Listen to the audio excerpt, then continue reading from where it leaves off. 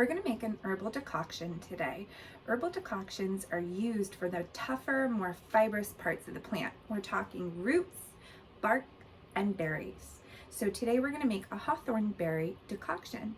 And our standard decoction uses a teaspoon to a tablespoon of herb per 2 cups of water.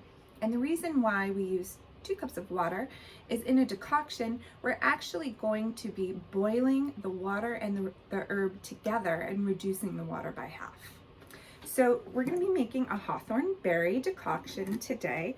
I'm going to add 2 spoonfuls of my hawthorn berry to my pan. And because I put 2 spoonfuls of hawthorn berry, I'm going to be using 4 cups of water.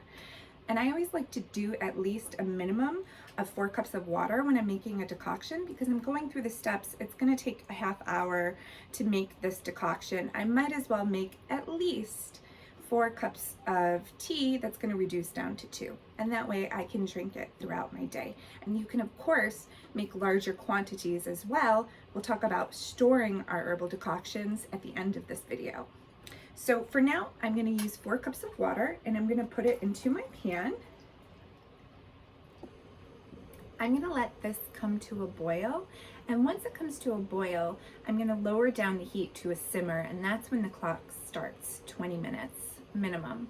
Ideally, we would want to reduce the water by half. So my decoction has come to a boil, so I'm going to lower down the heat, maybe to a 3. And just let that start to simmer. And what we'll do is start the timer now and let this reduce by half. Now that my decoction has been simmering for 20 minutes, I'm going to strain it. So I'm going to turn off my heat. And I am just going to pour my liquid through a fine mesh strainer into a collecting vessel. There we go. And any herbs that come out of the pot, I'm going to put them back in. And I'm going to refill this pot with another 4 cups of water and decoct these herbs again, because we always use our herbs twice, right? There's enough medicine in there for us to use them twice. It shows respect for the plant and respect for our wallets.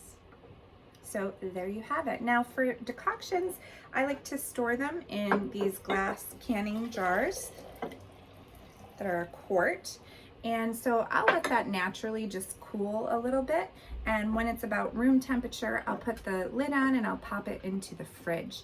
And there it'll keep about 3 days. But just, you know, be wary. If you see any signs of spoilage, don't drink it. And there you have it, how to make decoctions.